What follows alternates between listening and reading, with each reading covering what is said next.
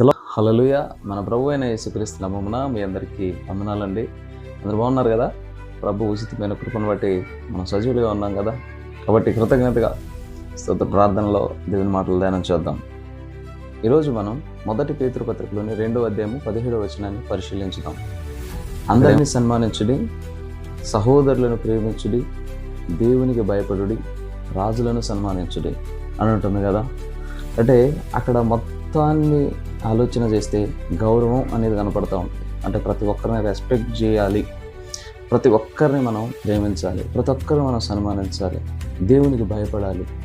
అంటే గౌరవం అనేది ఖచ్చితంగా మనం అందరికీ ఇవ్వాలి, ఇచ్చిపుచ్చుకోవాలి. గౌరవం అనేది కనబడుతూ ఉంటుంది కదా. ఈ రోజుల్లో నిజంగా ఈ వీడియో చూస్తున్నటువంటి మీరు, చేస్తున్న నేను, మనం ఇతరులను గౌరవిస్తున్నామా? ఇతరులు అన్నదంటే ఎక్కడో బయట కాదు, ఇంట్లోనే మన వాళ్ళని మనం గౌరవిస్తున్నామా?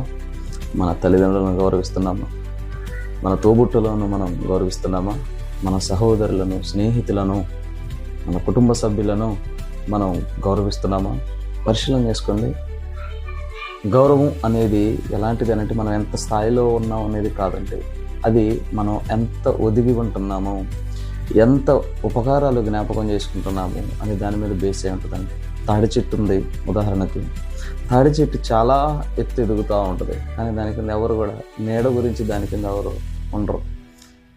కానీ మర్రి చెట్టును తీసుకోండి, అది హైట్ తక్కువ ఉన్నా కానీ నీడ ఎక్కువ ఉంటుంది. అందుకే జనం కూడా దాని కింద ఎక్కువ ఉంటారు నీడ గురించి.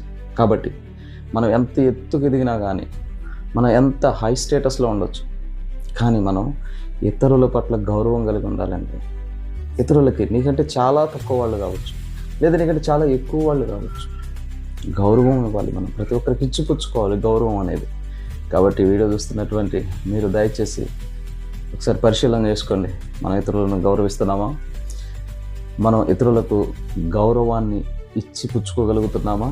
ఈ రోజుల్లో కొందరు ఎలా ఉంటారని అంటే, కొంత 4 ఆకులు ఎక్కువ నేర్చుకుంటే చాలు, నా అంతటోడు లేడు, ఇక వీడిదేముందిలే, వారిదేముందిలే, వారికంటే నాకు ఎక్కువ తెలుసు కదా, వారికంటే నేను ఎక్కువ ఎర్న్ చేస్తున్నా కదా, వారికంటే నేను ఎక్కువ సంపాదిస్తున్నా, అన్ని విషయాల్లో నేను ముందున్నా కదా, హై స్టేటస్లో ఉన్నాను కదా, ఇక వారిదేముందిలే అని చాలా తక్కువగా ఆలోచన చేస్తూ ఉంటారండి. అంటే చాలా చిన్న బ్రెయిన్ అది అలా ఆలోచన చేసేది.